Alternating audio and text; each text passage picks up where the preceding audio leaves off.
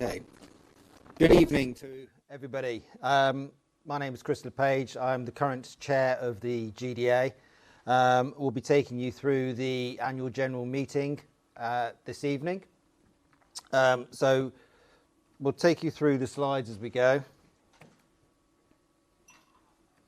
Okay, so we've got a few steps to go through tonight. We'll give you a bit of an update of what's going on in the GDA.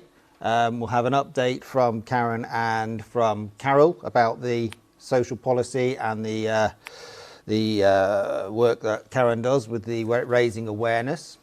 And we should hopefully also as well have Peter Ruffy coming to give an update on the legislation at the end of the meeting. So just really to start, this is me, sadly. Okay, so we've got 2021 review. So really we've been working through our strategic review for the GDA. It tends to work in line with the state's term of the state, so it's quite a long period this time. Karen's going to take you a lot more through that, so I'm not going to steal her thunder. That's one of the key points we've been working on this year. We've had quite a lot of success as well in strengthening the executive of the GDA. We've brought on a few new members. We've got Phil Smith, we've got Phil Smith. not the builder, but Phil Smith. We've got Jane Wanacott. We've had Tony DeCuca helping us doing some of the treasurer duties. So that's great news. We've been working a lot on the governance as well around the GDA. So all of this has been a work in progress throughout the year and is seeing benefits. The funding for the staffing of the GDA has been a big win for us this year, and thank you very much to the Lloyds Foundation and the Social Investment Fund who have helped us with keeping Karen and Carol working for us and doing the work that they do, which is essential, especially in regards to the training that we'll be doing with the new legislation and the social policy work that Carol does every day. Of course, we've had the draft technical legislation. That's been huge. We need to keep pushing that through. Let's hope that all goes through without too many hitches. And of course, there's been another element which Karen will talk much more about later, which is building the training capacity. Where as part of the consortium, we've won the training mandate again around the legislation. The final point is that this is probably my last duty as director and chair of the GDA. I will be stepping down. I've been working with the GDA for more than 5 years now. It's time for me to step aside, let somebody else take over the mantle. So I will be stepping back after this meeting. Moving on. Okay, so we'll come to the main part, the initial part of the meeting, the boring part of the meeting really. This is just really mechanical points we need to go through. So we have the ordinary business of the, excuse me, my voice is going, of the general meeting. This is a mixture of live and online. So again, I would like to say good evening to everybody who is online attending. We've had a number of apologies of both people who are unable to make it at all and people who have been able to make it in physical and they've actually now joined online. So what I would ask is for those online, there is a comments facility. If you would like to make any comments about the items which will be raised in the AGM, the AGM resolutions are listed on the website. If you have any comments in advance of those, please let us know sooner rather than later because there is a delay. So if you've got any comments now, please feed them through straight away and then we'll pick those up as we go and address them as we come to the points. Next point is apologies. Now there's been a few, so I'll let Karen take you through the names there because she's just been compiling the list. Hi everyone. A night like this, we always know there'll be a couple, but thankfully a lot of people are coming using online, which is great. But we have got apologies from Nikki at Guernsey Employment Trust, Philippa at Headway, Joe Padvin at Lloyds Bank Foundation, Peter Hill Smith, Hannah Abiliad at the Health Connections, Tony DeCoca and Mike Garrett, who said John might be late too, but we're hoping, I think we've just seen that the States has finished, so hopefully they'll be able to join us soon. Thank you. Thank you, Karen. Okay, so the next point on the agenda is the minutes of the previous meeting. So those minutes have already been circulated. They're on the website for people to see. I would ask if anybody has any comments or questions on those minutes. If not, we can take them as approved. Okay, thank you. So we'll take those as approved.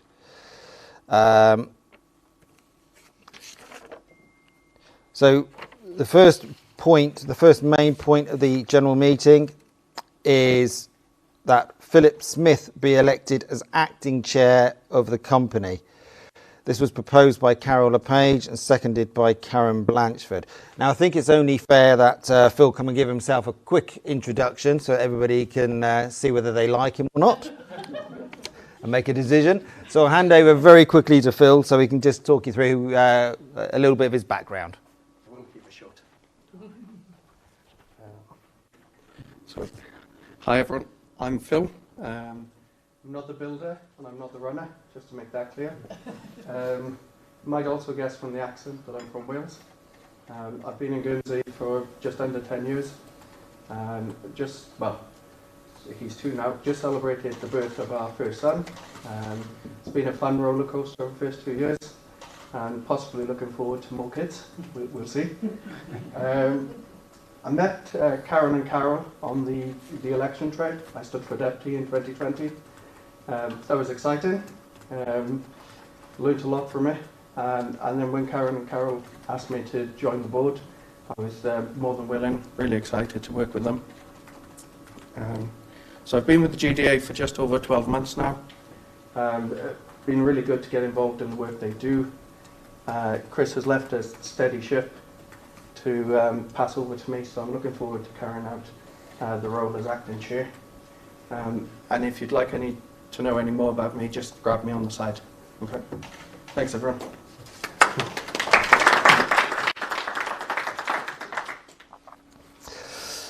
Okay, so now we've all had a chance to meet him. What do we think? Do we approve? Is there anybody who has any objections to the appointment of Phil Smith as acting chair? So please raise your hand now. Okay. Well done, Phil. You're in.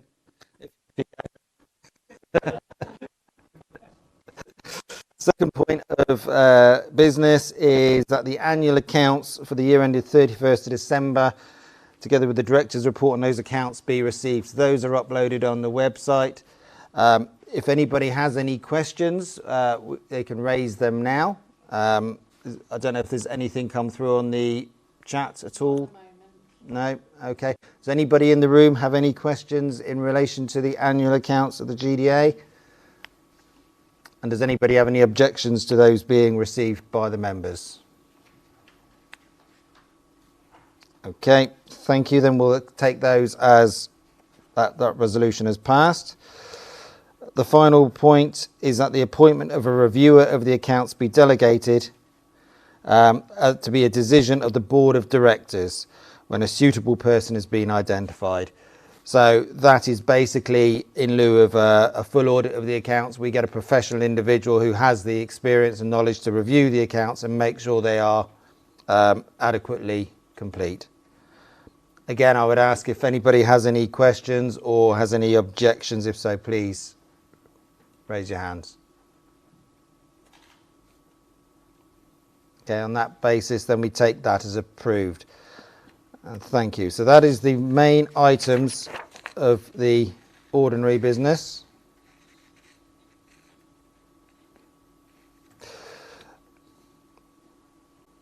Okay, so all of those are passed. Slightly out of order, apologies. So now what I'm going to do is I'm going to hand over to Karen, who will give you an update, general update on the charity business, and then Karen will pass on to Carol. Okay, thank you very much. GDA was set up more than 14 years ago by our founder here, Rob Platts, Dave Purdy, and you'll know Shalane Green as well. And in that time, a lot has changed. And a lot has stayed the same, as in at the moment our rights still aren't protected. But from the point of view of achieving equality of opportunity for anyone affected by disability, so that's persons with a disability, but also carers and families, you know, and friends involved around that, that hasn't changed. Our mission has always stayed the same. What's changed is these other areas around the specific objectives about where we spend our time. Carol and I, if you're not aware, are like a job share. So there's only the two of us and our amazing volunteers on the social policy group and also the executive. And we've really realised that with these limited resources, we need to be very specific. And we're basically spending January, February and March with Rolo really knuckling down to what do we focus on, what don't we do, and what do we do, and then obviously making those measurable. So Peter's just turned up, which means I can speak faster. The key areas that we work in are the community, and that's mostly my work, so that's the partnership work.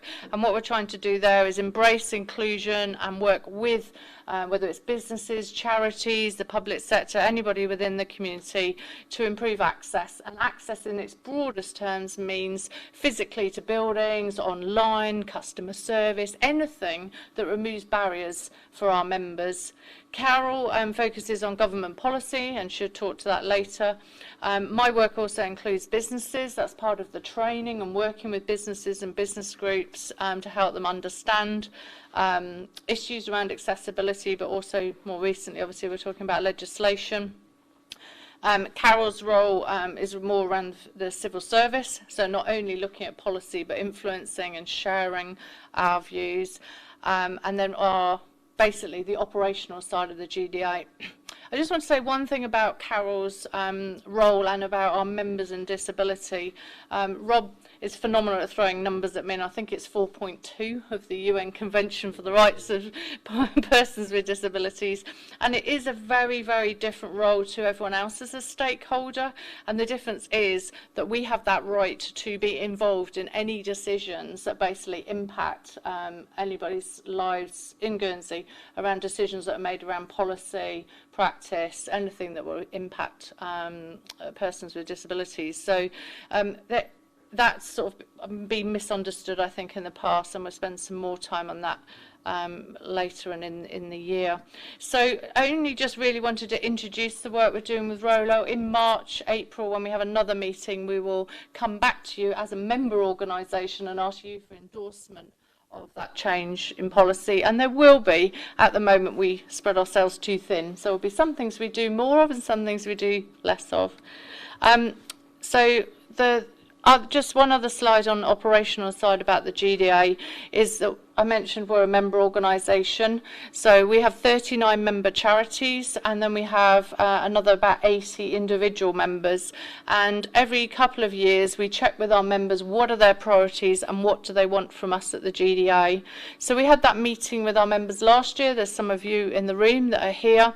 And we will be releasing a survey in this quarter, so March now, just checking that. But to be honest, that top 5 hardly ever changes. And the requests from you for us is that we raise awareness and acceptance of rights. That hasn't changed at all. About employment, to getting more people into employment. Fortunately, we have the Get Employment Trust Plus, and many of our members, like Ron Short, many others, Grow, etc., Go. A person-centred community care scheme, community care and support system. So people like Mike, our health representative, give us a wave, Mike, and others work with us on that.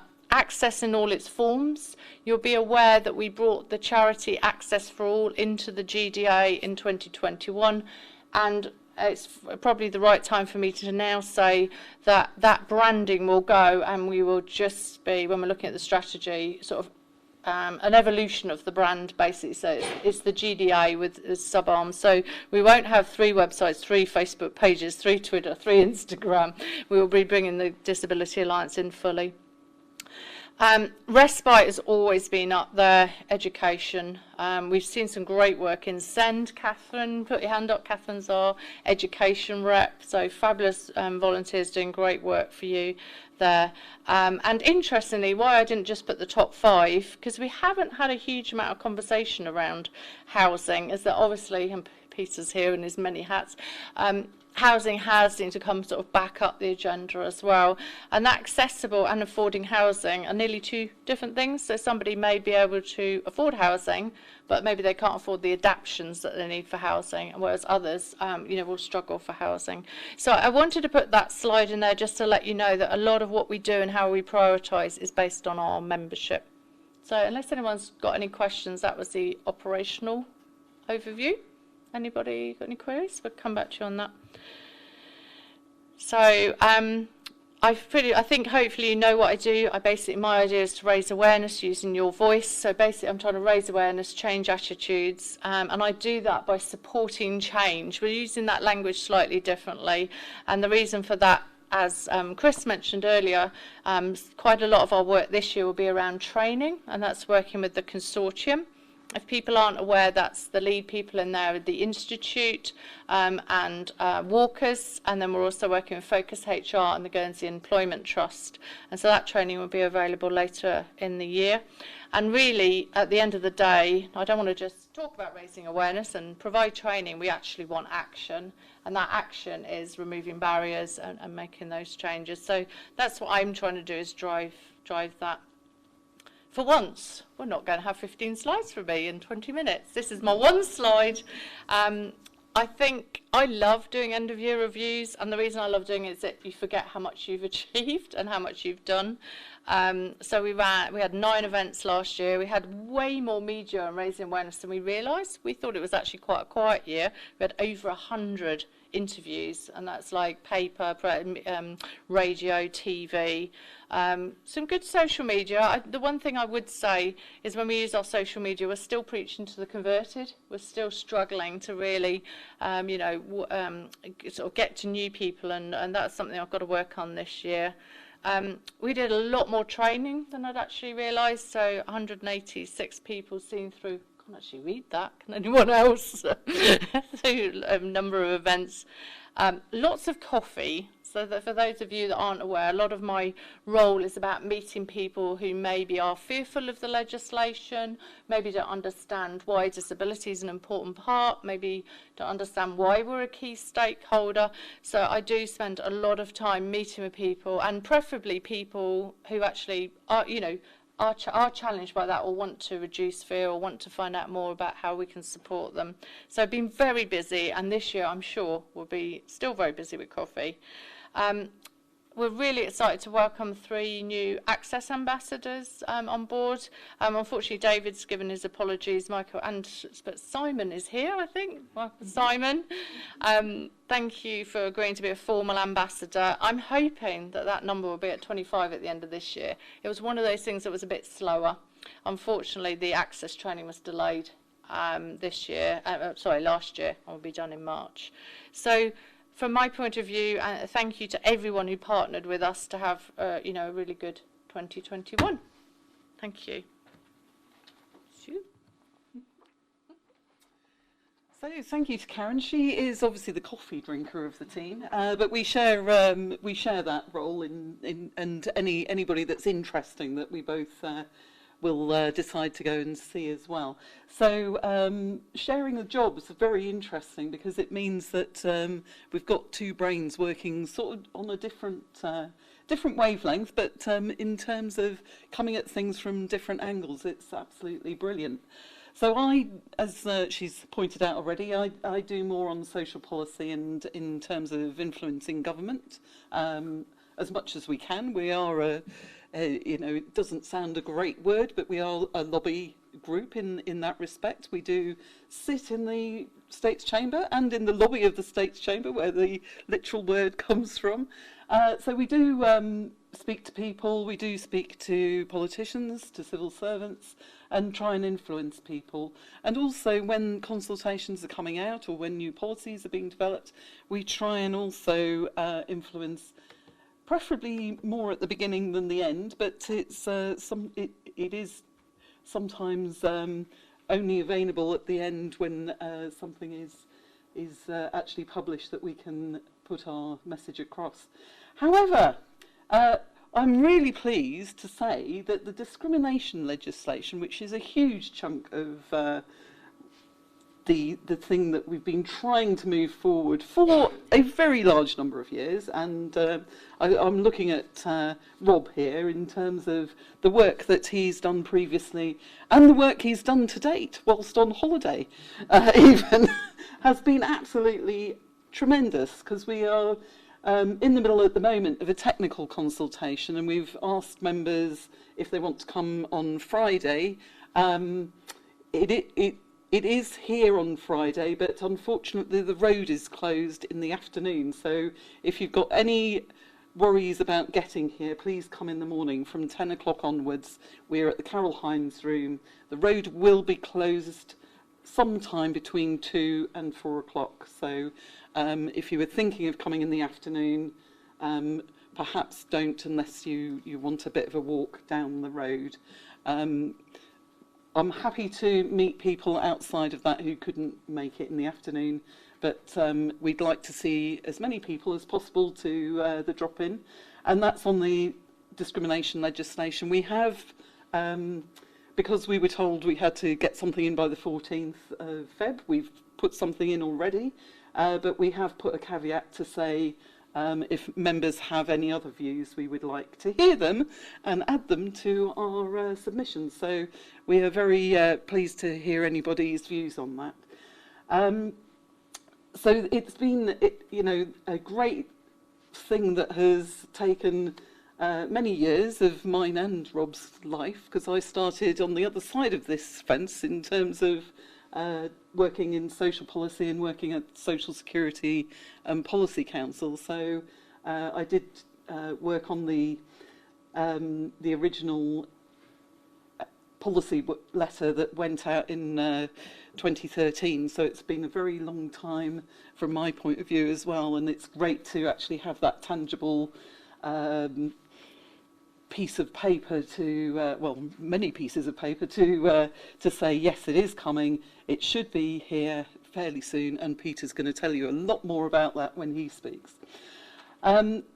Also in legislation, last year we had consultations on the lasting power of attorney, which is part of the capacity legislation, also part of a big part of things that need to be the basis before we can seek extension of the UN Convention. And campaigns where we've been trying to persuade people to, see things in our way, or where we've been asked opinions. So that's on the consultation. So it's amazing having an organisation like this. People do ask our opinions. So we've had 17 consultations. So some of those take quite a long time. And as Karen said, I think one of the things that we will be looking at is, can we actually carry on with that number of consultations and being able to provide information out there, or are we going to have to use our members in a more creative way? So I'm very pleased that got Mike and Catherine here today, who are on the social policy team and are an amazing part of the team, and also Rob Harnish, who's on holiday at the moment. So we meet every couple of weeks, and they are a very hard-working bunch, and they are quite amazing. We wouldn't be able to get through as much work at all without their help and commitment and support. So we also do a lot of media work, although not as much as Karen. So she does about 2 or 3 times as much as I do. And I always try and say, you need to see Karen, because she'll have a member somewhere up her sleeve, hopefully, that will be able to speak to you about it.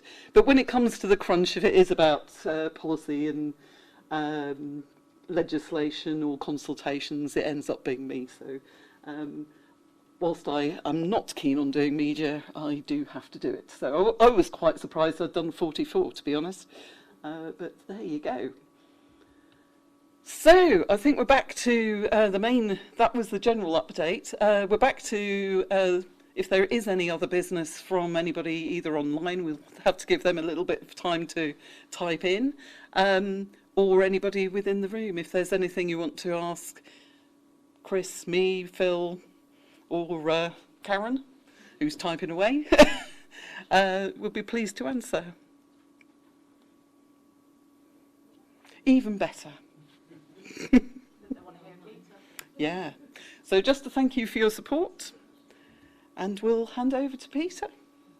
If you would like to welcome Peter. Peter is the,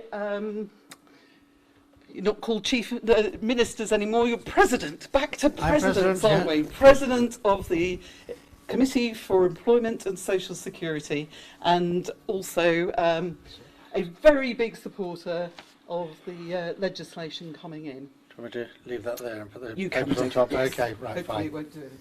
Right, good evening everybody, and thank you very much for inviting me along tonight.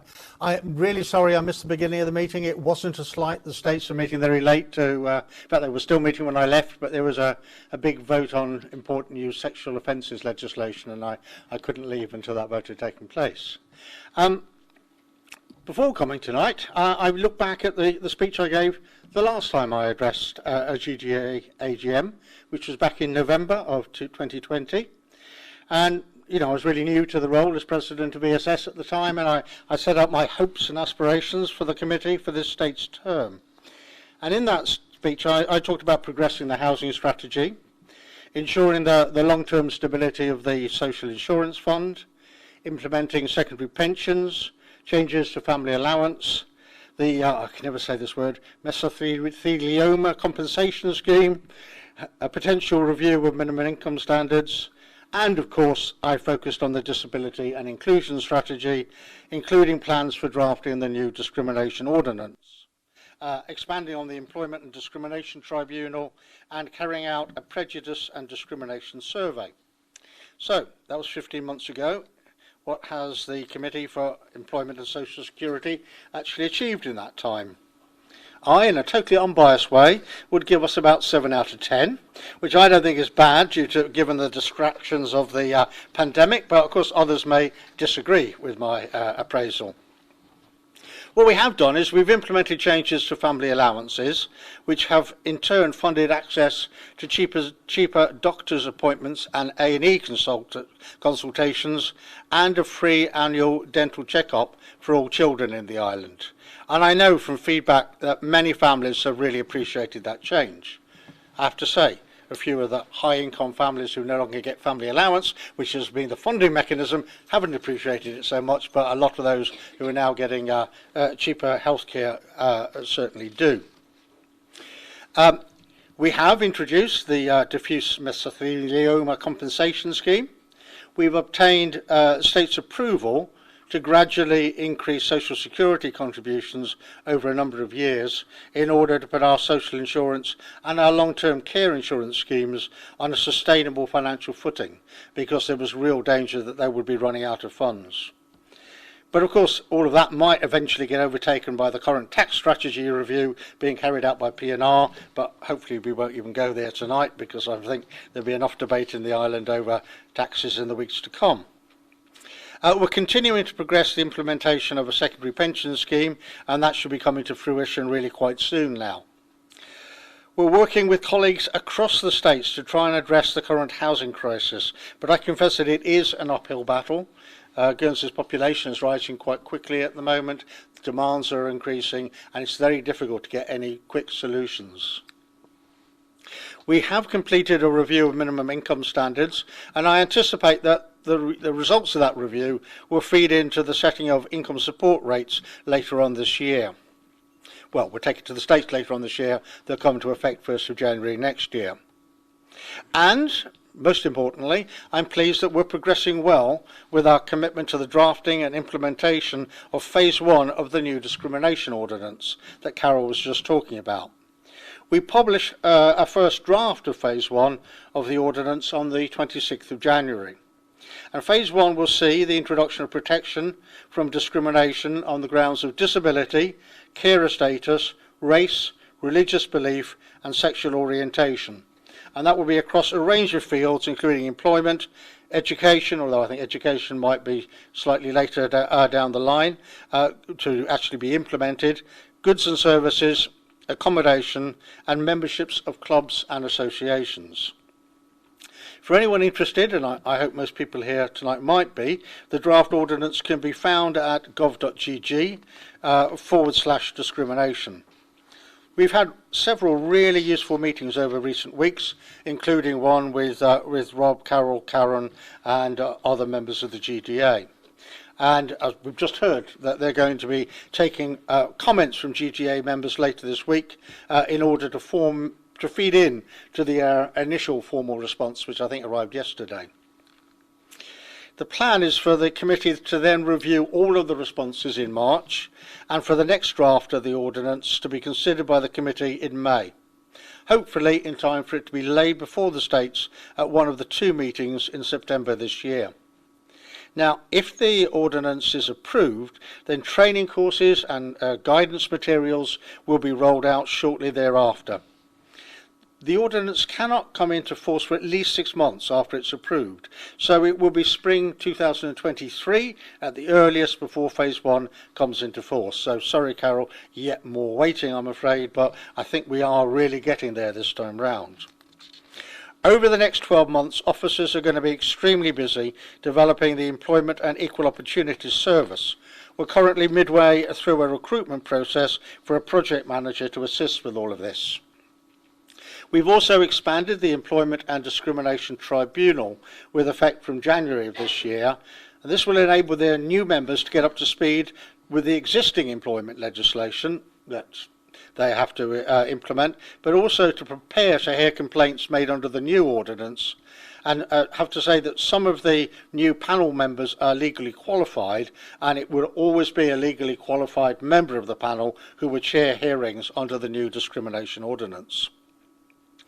I think I have probably previously told you that by the end of 2021 we should have a training programme on the new legislation commissioned, a draft of the main ordinance, to be working on a code of practice, to have the results of the prejudice and discrimination survey, and to have recruited and started training an expanded employment and discrimination panel. So you can tell from what I've just said, we've achieved nearly all of that. Not quite all of it. Unfortunately, one element of the proposals that is behind schedule is the prejudice and discrimination survey. However, I'm hoping that we will emerge with a better end product as we're trying to join up with the young people survey as well as hoping to repeat the British Barometer of Prejudice and Discrimination survey locally by the end of the year. So I'm hoping the results will be worth the wait. Now, there are several other areas of the disability and inclusion strategy that have been progressing as well. However, before leaving the subject of the anti-discrimination legislation, I know I was billed to only be talking about that tonight, but I think I want to cover a few other aspects as well. I do want to issue a word of warning. Please don't assume that it is certain to be introduced in the way that I've just described. We know there are still a number of deputies who just don't see the need for this new law, or who regard it as a waste of money, and they will undoubtedly try and have the legislation thrown out or watered down. So strong and vocal support from those groups in the island who have long campaigned for such legislation will be absolutely crucial when the time comes. But I'm going to move on and say a few words about one or two other important policy areas, I think. Starting off with the autism framework. Dr. Amma Opong, the community paediatrician, joined HSC in February of last year. And since that time, the diagnostic service for children and young people has, I'm told, continued to make progress. A new referral pathway is now in place, and the team has been busy identifying appropriate screening tools, developing referral forms, leaflets and relevant information to assist children and their families. Assessments commenced in May 2021, and I'm told 34 children have been assessed and there have been 30 diagnoses. At the time of writing, 14 assessments are in progress, and there are still 12 children on the waiting list. So, Yep, still progress to make there, but compared to the situation a year or so ago, it's moved on leaps and bounds. Moving on to supported and mainstream employment. As I said, our aspiration was some time ago, the different agencies who provide support and opportunities for young people, for people looking for employment, have provided information about their service. At a meeting with all of the agencies, a suggestion was made to collate all of that information so that it's available in one place. And the intention is for this to be available on the gov.gg website, on the Job Centre pages. This will assist people to find out what support and opportunities might be available and how to access them. On to the framework for people with learning disabilities. A review of the Adult Learning Disability Service was undertaken, as you're probably well aware, back in 2019. The service has been under a great deal of pressure over the last 2 years with the impact of the pandemic and staff recruitment issues. Even so, many of the recommendations from that review are being progressed. Funding has been secured and a planning application has now been submitted for a new block of purpose-built specialist accommodation to be known as Le Viel Plage to be built at Lille to provide much-needed appropriate accommodation for Guernsey residents with learning disabilities. That project is a collaborative effort between Health and Social Care, my committee, Employment and Social Security, and the Guernsey Housing Association. Moving on to the SEND review. The SEND review was undertaken last year, and an update on progress towards implementing the recommendations of the review are going to be given, I know, by education representatives at another meeting. But I do know that our colleagues at ESC have agreed to accept all of the recommendations in that review. Now, accepting the recommendations and implementing them are two different things, but I think that's a good starting point. The framework for people with speech, language and communication needs has now been written, and this is currently awaiting final sign-off by the Health and Social Care Senior Leadership Team and the committee. Discussions will then take place about how to progress those recommendations. Sorry, this is a long list, but it's once a year I get a chance and I want to update you. So moving on to the capacity legislation. In August last year, the Committee for Health and Social Care announced plans for the implementation of the capacity law in several phases, which included the introduction of lasting powers of attorney. Following the state's approval of the new primary legislation, the Committee for Health and Social Care is now implementing the capacity law in those phases. The overriding objective of the law is to empower people to make their own decisions wherever that is possible, to allow them to plan for the future, and if they lack capacity, then to ensure that decisions made on their behalf respect their basic rights and their freedoms. Lasting powers of attorney are being implemented as part of the first phase of that work, and this will allow individuals to appoint another person as an attorney to make decisions on their behalf, when they may no longer have the capacity to do this for themselves. There will be an option to register an LPA, a lasting power of attorney, for health and welfare matters and in respect of property and financial affairs. The implementation phase of that project has reached a key milestone, with the ordinance giving effect to the introduction of LPAs, recently published for consideration at a forthcoming States meeting, I presume on the 30th of March, although I just left the States before they set the date for that, but I'm pretty sure it's going to be on the 30th of March. And if it's approved at on that occasion, then the ordinance will actually come into force on the 1st of April 2022, so not long to wait now. I know that HSC will be further engaging with third sector organisations, including the GDA, between now and the go-live date to raise real awareness of what this means and what LPAs can provide. Work is also underway to progress other aspects of the capacity law, including the introduction of protective authorisation, which will ensure that the appropriate safeguards are in place when decisions are taken on behalf of those without capacity, that there's a suitable process for appeals to be heard, and for an independent advocacy support to be available. Implementation of the law will be underpinned by a code of practice, and this is currently in the drafting stage. I'm getting towards the end now. Transport. Discussions are ongoing between the Committee for the Environment and Infrastructure and Health Connections about an 18-month pilot project known as a Demand Responsive Transport System, otherwise known as a dial-a-ride. That service will assist Health Connections with the excellent work that they already do with the voluntary car service. And I'm told that officers at E&I are hoping to be able to take a paper to their committee in March, or next month in fact. And last but not least, adult safeguarding. The Islands Adult Safeguarding Partnership has been in place for over a year now and is meeting quite regularly. This has now become really business as usual.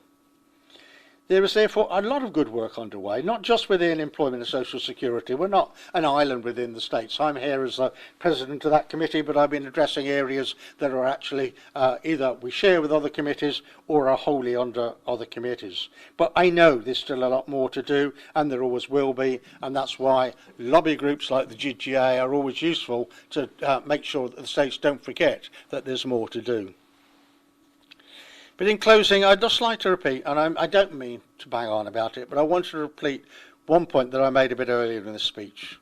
Because I'm sure you'll have seen in the media that not everybody, by any means, I'm not just talking about states colleagues, but other organisations as well, not everybody is 100% behind the disability strategy or the discrimination legislation. There's still a lot of work to achieve the sort of cultural change that the strategy really envisaged, and the whole of Guernsey, including the states of Guernsey, must do its part. That said, at the moment I do believe we're on track to implement phase 1 of the legislation by spring of next year. So please don't stop pushing for the delivery of this legislation. As I said, there's still some people who question the need for it. And if you want the ordinance implemented as much as I do, then please continue to let your voices be heard. It's been a long, long slog, but we're nearly there. I do look forward to continuing to work closely with you, and once again thank you so much for inviting me to speak here this evening tonight, and really happy to take any questions.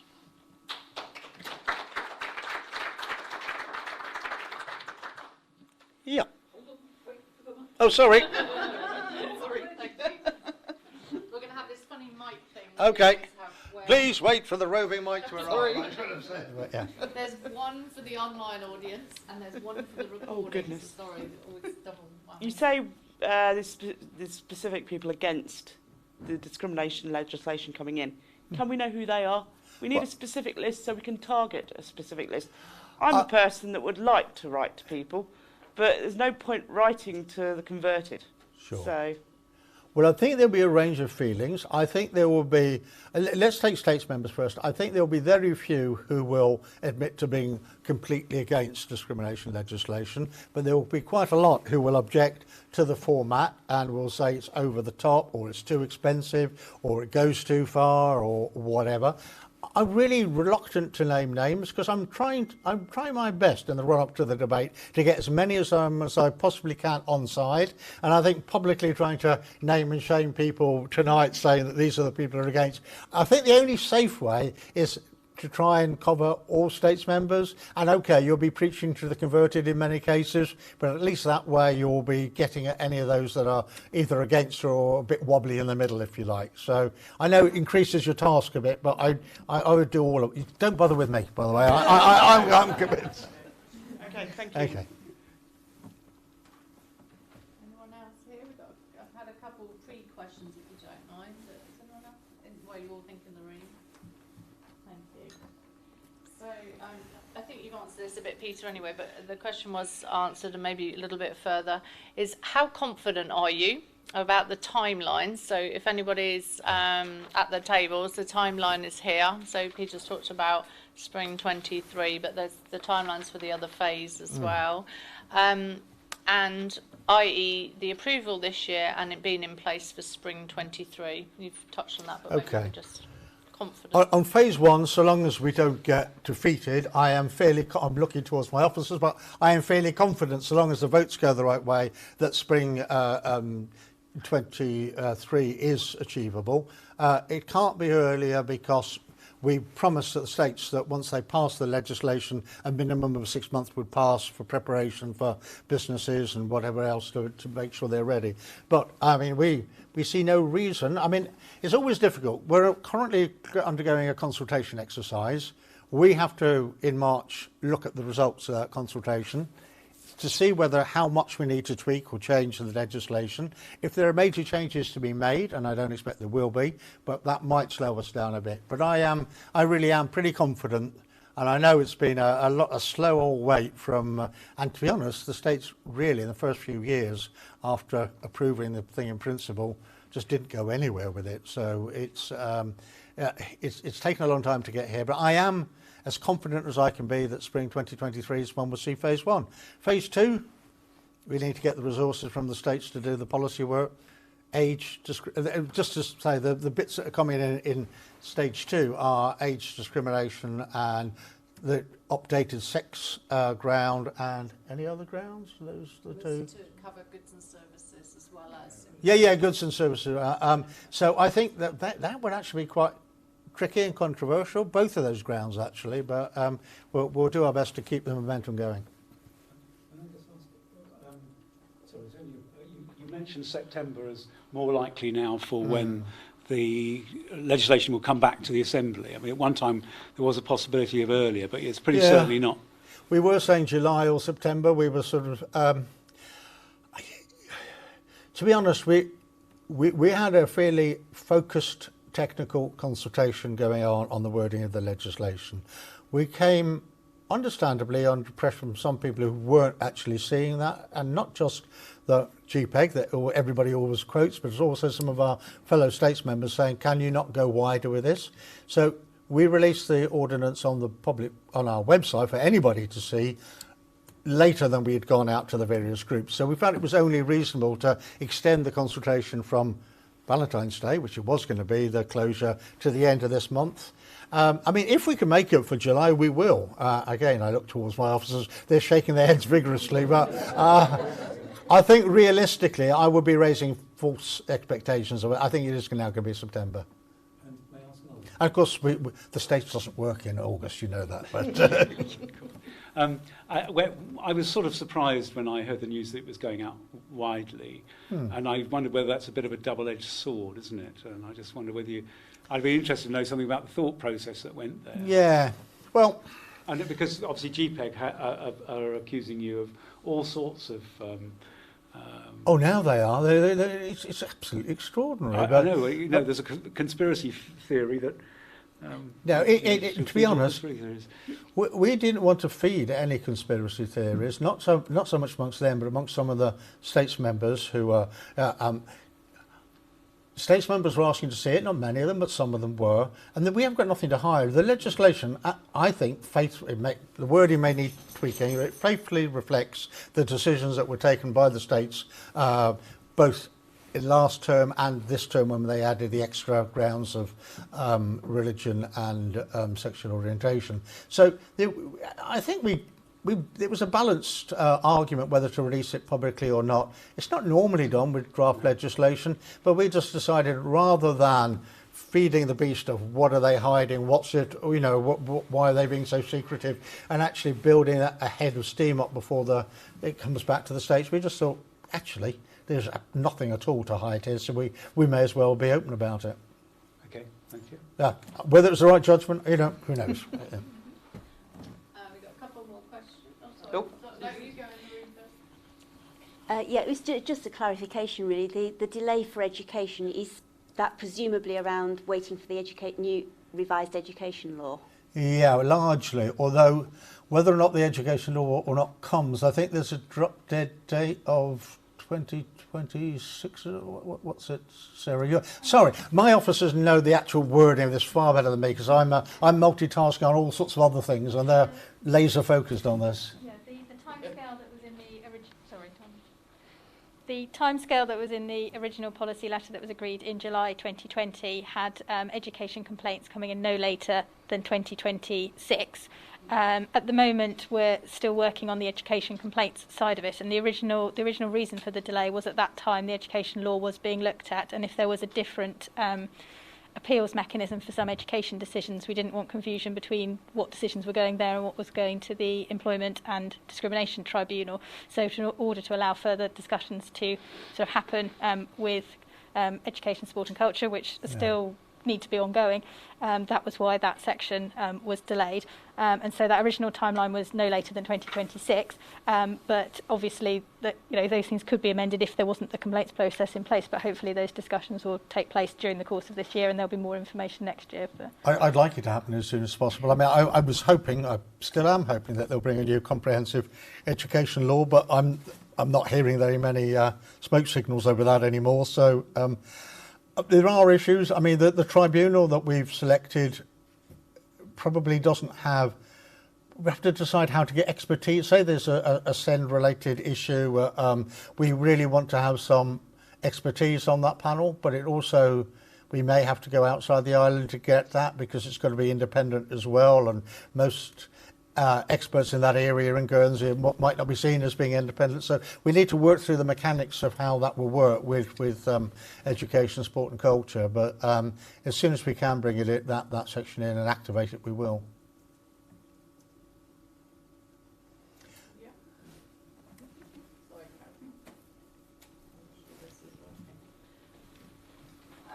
I think, again, PG, I think you've covered it, but because somebody raised it as a question, I just want to make sure I've answered them all. Following on from what you said before about your confidence, where do you see the opposition? We've tackled that, I think, but if you wanted to add anything, possible pinch points. So, like, what would it be over? Maybe we haven't covered that yet. Like, what are the key issues that are the pinch points, and how can we combat them? How can you combat them? And I'd probably add, and how can we help you combat them?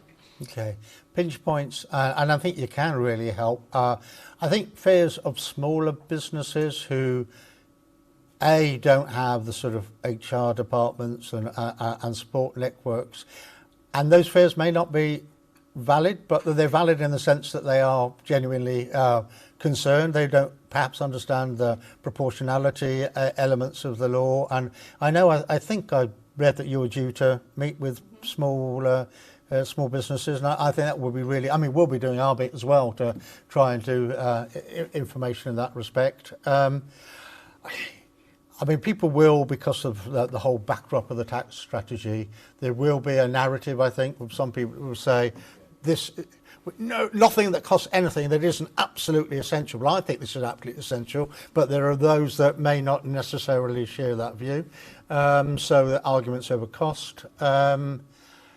Then just maybe a bit of politics. I think there may be a bit of a faction in the States that came in to the States at election time, sort of vowed to vote against this because they see it as slightly, I mean, how they can see it slightly loony liberal when we're about the last place in the developed world to have such legislation, I don't really know. But I think there are, some deputies who take that view.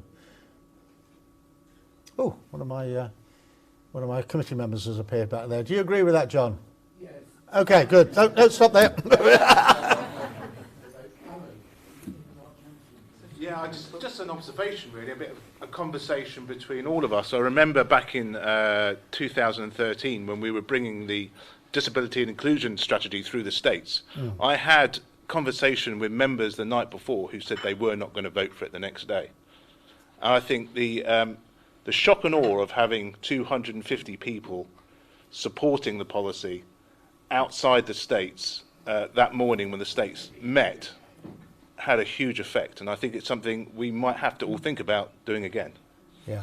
Well, hopefully September might mean that the weather will be okay, and although you can never be sure. No, I think that's right. I think that this states. I know this is all being broadcast and it will be recorded and be able to be looked at again, so I've got to pick my words carefully, but I think it's a relatively populous states, and therefore if they get a lot of pressure from a small number of opponents, they may be influenced by it, but that will be more than outweighed, I think, if they see that there are many hundreds of people who've been waiting for this legislation for a long time and who really, really want it. And I think the way you did it last time, it was so respectful and polite and upbeat, was also incredibly important. I'm not trying to tell you how to do a manifestation, that's entirely down to you. But I think you more or less got it spot on last time. So the only thing I do differently this time is, can you do 500 instead of 250? That would be brilliant. We need to raise it more than that. Yeah. I think the MS Society managed to get 2,200 people on the beach for 10 days. I think surely we can get a bit more than that for our rights. I hope so. And of course, it's not just. There are a number of grounds being covered in the first phase. So exactly. It's the disability and carer status will be particularly of interest to your member groups and individual members. But there's also people who are concerned about sexual orientation, religion, and everything else. So hopefully it will be swelled a bit in that way as well. Yeah, good. So this isn't me, this is online. If everyone would, I'm changing tact here, so just to sort of keep, was there anything else on the ordinance before we talk about transport? Oh, hold on. Sorry.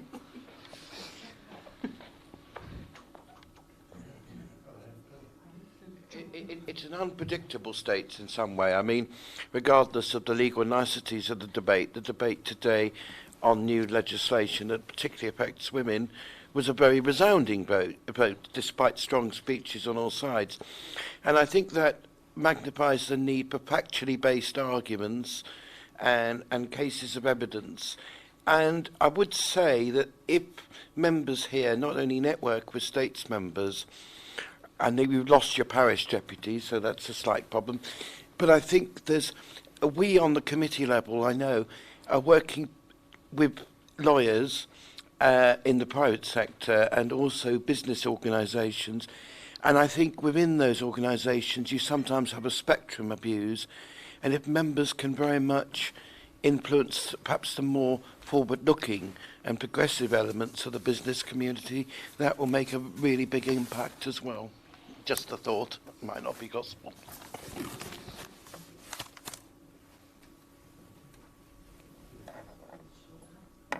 So we have a transport question. Will the dial-a-ride include wheelchair accessible vehicles? I hope so. As I say, it is. I'm sort of reporting back on an E&I scheme here, but looking towards Jill. We don't have the detail on that. We've just got this is communications and discussions that are ongoing, which you know more about than I do probably. And so I've just got a very brief update. Could you ask for an update on it? Yes. What's going on? From our CEO of Health Connections, and we're really looking forward to implementing a more accessible transport service. And we'll be working very closely with the directors at Ron Short to make sure that the transport that we provide on going forward is accessible, and that as CEO I will make sure that that is an absolute priority, that and making sure that the transport going forward is kinder to the environment. Brilliant. Thank you very much.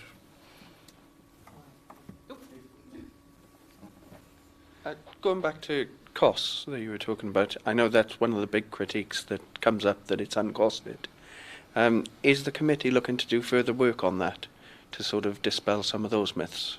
I think are you talking about in relation to the ordinance? Yes, I think we've almost stripped it down to the bone, you know. I don't think you'll find a more cost-effective bit of anti-discrimination legislation elsewhere. In the ideal world, we'd have had a standalone quality and rights organisation. We'd have had all sorts of additional bells and whistles, but we realise that we've got to be pragmatic, and to get it through the states, we really have, by using the existing tribunal system and expanding it, by doing the training. I think the training should be, got some very good contracts out there, but we've brought that budget as well. I think it comes to a point where you have to say that if it goes any further, you're just going to prove the critics right by not implementing it well, because you've got the budget too far. So, and the states have approved the budget that we've got. So even though there'll be critics saying it's going to cost too much, all the budget we're taking forward was already approved in a policy letter. So, I mean, yes, if anybody can suggest a way that we can do the same sort of quality of work cheaper, we'll always look at it. But I don't think it's a major exercise for us. Sorry, just to clarify. A lot of the criticism I hear is that you haven't costed it, the cost to businesses. of the Okay. implementation, and I just wonder if there's going to be further work in that area so that, like we as an organisation, as the GDA, can say, no, it has been costed, this is what you can expect or not expect. It's really difficult to exactly draw up a cost for business. We don't know, in the absence of a law, how much people are going to have to change, how much they're... but I think the training programs for business, and I hope the business community will engage with it, will lay a lot of those sort of fears to rest, because the experience elsewhere... I mean, if you take... there's lots of aspects to the law, but if you take sort of reasonable adjustments, for instance, I think people are just imagining they may have to spend a fortune on that, and yet all of the evidence elsewhere is that most of them are really... well, some of them don't cost anything. They're just thinking and doing things differently, and others are really quite modest. So and I think we also need to stress the opportunity to business. We've got a labour shortage in Guernsey at the moment. There are people in this island that could work or could work more, or could work differently, or in different jobs, if just employers showed a bit of flexibility of thought. And that's not because they're bad employers. They haven't maybe gone through that thought process, and I'm hoping that this legislation will have the cultural change to allow that to happen. So what I'm concerned about is the flip side of that, is I totally see the expense argument from small business owners, but I would be more concerned, or equally concerned, about the cost challenges of the employees, making sure that they can protect themselves and stand up to the law. And I would want to know what investment is going to go into independent advocacy, and also legal aid for those employees of small businesses. Because I think, if you create the law, you've got to then support people to be able to use the law to uphold it. So it's sort of the next step, and I'm sure you've considered it, but I would expect the states to look into making sure that those services are properly funded. Yeah, I accept that, although my starting point will be to try and avoid, if you're talking about legal costs and legal aid, wherever possible, dispute resolution without the need to sort of have advocates at 10 yards sort of facing each other down. And the dispute resolution, we're always with a backstop of being able to go to tribunal and be able to get the assistance they need. But I think that the more we can keep advocates out of it, the better. And if people know from the responsible officer that what their chance, if an employer knows that actually they've been given the advice, if you go to tribunal you're going to lose this, then 9 times out of 10 they're not going to want to put themselves through that. They're going to actually come to a reasonable accommodation. But I do take your point, and as in all aspects of the law, there's never a bottomless pit for giving people assistance. So maybe not be able to give you the absolute guarantee you like, but I think you raised an important point, and I'll bear it in mind, certainly. Sector to provide more independent advocacy, if you ever wanted to commission that. Okay, I'll bear that in mind as well.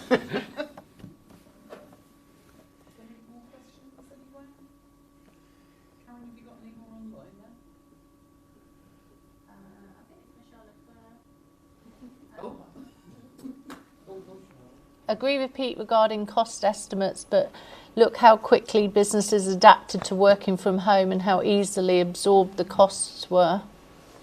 I think it's just more of an agreement rather than a question. Very often it's a state of mind rather than actually having to spend a fortune.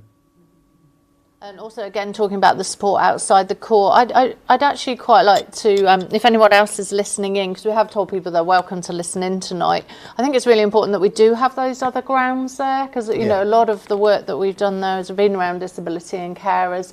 If we think about what we saw around Black Lives Matter and the numbers, obviously, sort of, religion, sexual orientation, I mean, Liberate is certainly very...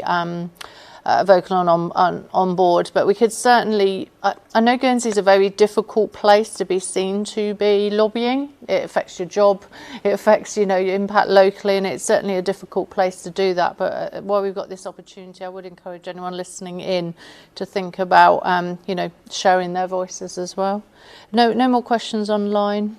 No, I would say there's two parts to the lobbying. There's the try and win it in advance. You know, lobby people by email, by letter, by personal contact, and but then on the day, just so you know, that's the coup de grace, really. And you're right. It is the whole point of it is this multi-grounds anti-discrimination legislation. So it should be a rainbow alliance, really, because there's a lot of people with skin in this game. Questions or very quiet tonight? I thought they'd been doing well. I asked some questions earlier to Deputy Lindsay de Somway in an environment and infrastructure context, which was basically about the scheduled standard bus services that may be slightly changed at the end of the month.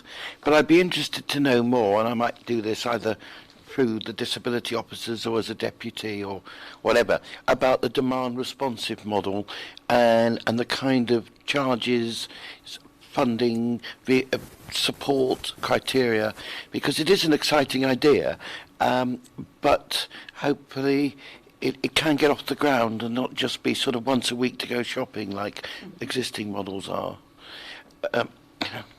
But that doesn't mean one slight worry I've had is that the scheduled buses have recently had nice little minibuses, but they are actually potentially less good for people with disabilities because there's only one wheelchair space, for example. I can't answer for E&I, but I understand those minibuses are very temporary stopgap and they will be disappearing. Yeah, hi Peter. I just wanted to ask, going back about sort of public representation around sort of lobbying and sort of on the sort of steps of the states. The most vulnerable members of our society actually receive support from other states' departments, but yet for some reason those states' departments don't support individuals to represent themselves as a cohort of our society on the steps of the state's deliberation. And maybe that's what we should be looking at, is encouraging people who are being supported by statutory services, not just third sectors as well, to actually stand up there and be counted as part of those numbers. Yeah, that's I think a really good point. Yep. That also fits in line with Service Guernsey, about people putting their heads above the parapet and sort of advocating for those that can't advocate for themselves and so on and so forth.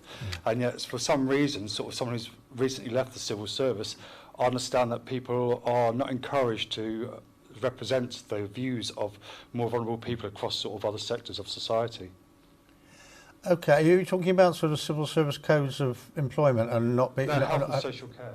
Sorry? Health and social care. Yeah, well, I mean, back along decades ago, there was almost a presumption that no public servant said anything publicly at all. I thought that had really changed. I mean, I think if you're, you know, if Sarah were to come out and sort of say ESS is absolutely dysfunctional and whatever, I think that would be bang out of order. But if Sarah came up and said, you know, she's not going to say any of these things, but public transport isn't good enough in my part of the island. It's not. It's because she doesn't work in that area at all.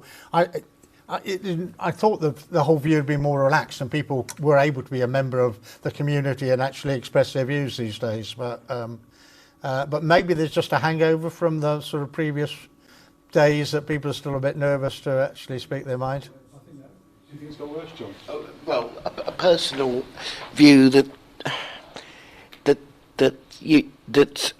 there has been a lot more open communication with people employed by the states expressing views on all kinds of things, policies, but sometimes the downside of that, if it isn't properly demonstrated, is it could well be that if you express a view on one issue in a particular way, that's good, but if you're taking a contrary view, that might not be so good. So we perhaps need to explore those things a bit more.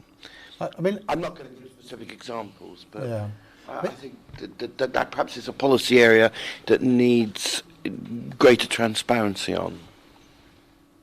I think one point that needs to be made to the States is that there's a reputational issue here. I mean, when this thing isn't coming to the States for years, nobody's saying, well, some of us are, but the outside world isn't saying why doesn't have Guernsey have legislation against racial discrimination and discrimination on the grounds of disability, whatever.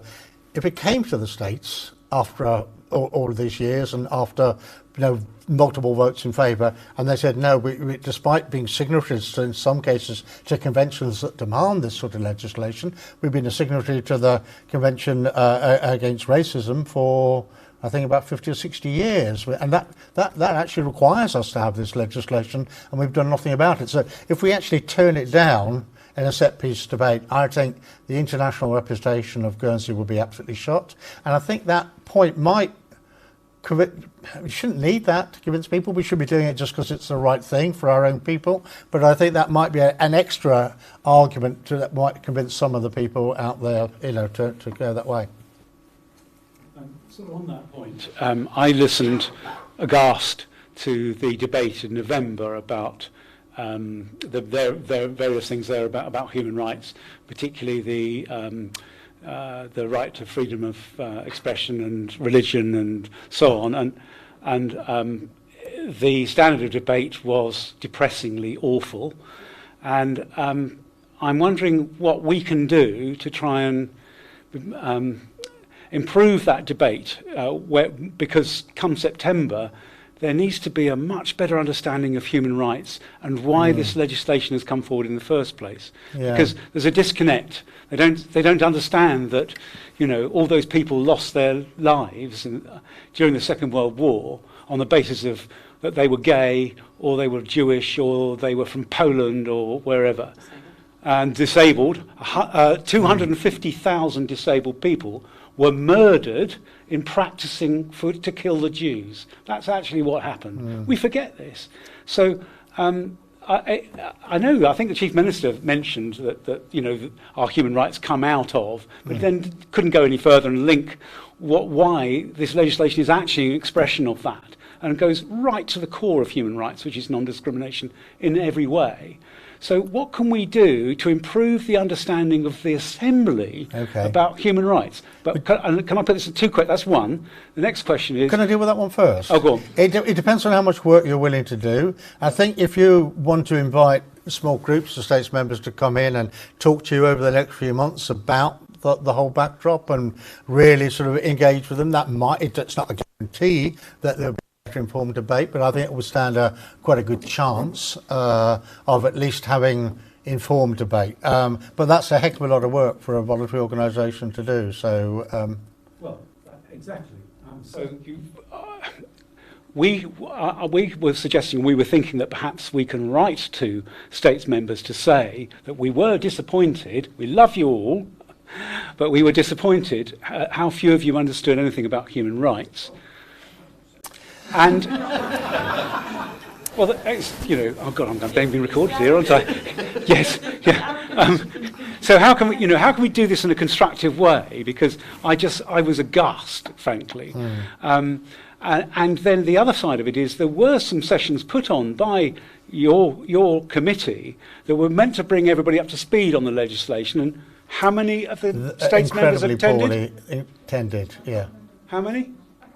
It was a handful, wasn't it? We had other meetings on, about 10 online, and about 15 have probably done the diversity training out of 39. Yes, but how many have actually done the session about what? Almost none. You're right, a handful. Well, this is a really important matter, and I just think we can run those sessions again. I think that was the intention, to offer those sessions again. Right. So if we can help with an impetus to say, well, I don't want it to backfire on us, but is there a way that we can help provide some impetus by saying we understand that the sessions are going to be run again? We really hope you will attend them or something. Okay, we'll liaise with you. We'll take that away and think about how it can best be done. I mean, and what tone to take, I don't know. I can understand your frustration. I think if you go too far over the top and say you lot don't understand. I was being slightly facetious. Yeah. I'm not going to write a letter saying you're dunces, am I? If they understand the elements of human rights and the basis that the whole world should theoretically be subject to them, how do they vote against them? I don't know. I mean, that debate that you were referring to, I mean, it was really interesting. They decided that no other philosophical beliefs other than religious beliefs were worthy of support, of protection against discrimination. And I found that incredibly odd, but it seemed to just get legs. And I still don't really understand what the logic or the rationale was. I mean, sometimes I totally disagree with my colleagues, but I know what's driving them. I really don't know what was driving them on that particular debate. It's an arrogance. It's an assumption that Guernsey's somehow special, somehow different. There seems to be this arrogance within the states that they can just ignore it. And from my point of view, listening in onto the states meetings, that's what it sounds like to me. It doesn't apply to us. We can get away with whatever we want. I don't want to alienate anybody, but being perfectly honest, the apathy towards people with disabilities is disgusting. Human rights legislation, that's why are they not obeying it? It's universal. It's ridiculous. Sorry, I get really annoyed. No, that's all right. I'm going to be positive. I'm thinking the scales are going to fall from their eyes, and with a small number of possible exceptions that will be unable to be talked around, in September we're going to get an overwhelming vote for this. I really believe that if we play it right, we can. Get the key.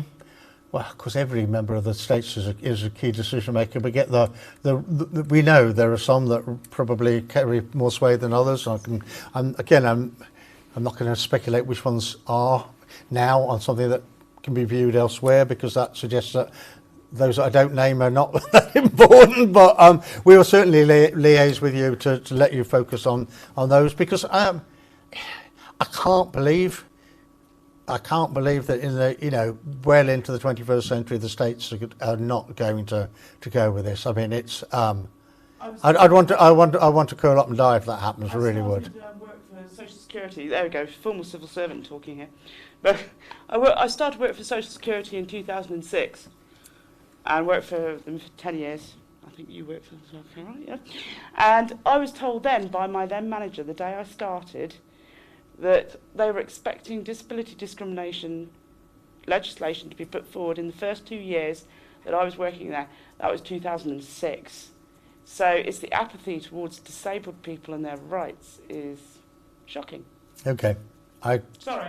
I can't argue from facts that that's not the case. All I can say is, let's be positive. Let's change that. Let's get this through this time. I think it's going to happen, but we can't be complacent. No, that's why I'd like to know who to target. Because I'm a pain in the bum. That's why I'd like to know. Because otherwise, where are we going? What's the point? Short list. Yeah. What is the point? Sorry. That's okay. Right. Just an interesting observation that one or two people have said that it was passed unanimously because there was an election coming up. And I'm kind of like, well, yeah, doesn't that tell you something? If people think that we need to pass this to get a vote, that people out there actually want it? There were a number of things I think came together. The fact that there was an election coming up was probably one of them. The sort of real spike in interest around the Black Lives Matter and the George Floyd murder in the US just ignited a feeling that around human rights and discrimination generally. So in a way, Mish and I and the rest of the team took it to the States, not by planning, but just at a time that was probably quite right. But of course, half the members of the States have changed since then. The fact that it was unanimous last time round is no sort of guarantee that it's going to be a shoe-in this time. I think that looks like okay. Everybody. Okay. Thank you very much, Peter. Okay, welcome.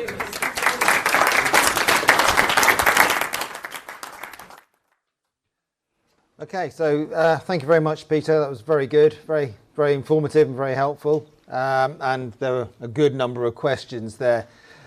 Just a couple of other quick points. So please, everybody, remember the drop-in on Friday. If you want to come and talk to Karen and Carol on Friday about the legislation, they'll be here all day. And as Carol said, obviously be aware of the road closure in the afternoon. I'd like to thank everybody who's turned up tonight. I'd also like to make a big thanks to the exec committee of the GDA who have worked very, very hard over the last year. And of course to Rob, who's tirelessly campaigning to get the human rights through. That's key.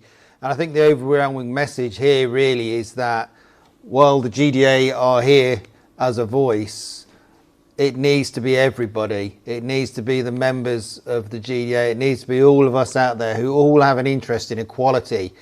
We all see it. We've all seen it. At some point, every one of us here will be touched by some form of inequality. This legislation, while we've only got part of that now, leads to the full suite of equality for everybody. So we'll all be touched on. We've all got an interest in it. So let's make sure it gets through. And everybody has a voice, and everybody needs to make sure they put that voice across. Everybody's voice is much, much stronger than just the GDA. So please all do put your voices forward on this. So again, as I said, this is my last action as a chair. It's been a great pleasure, and I wish you every success going forward, and thank you to the exec again.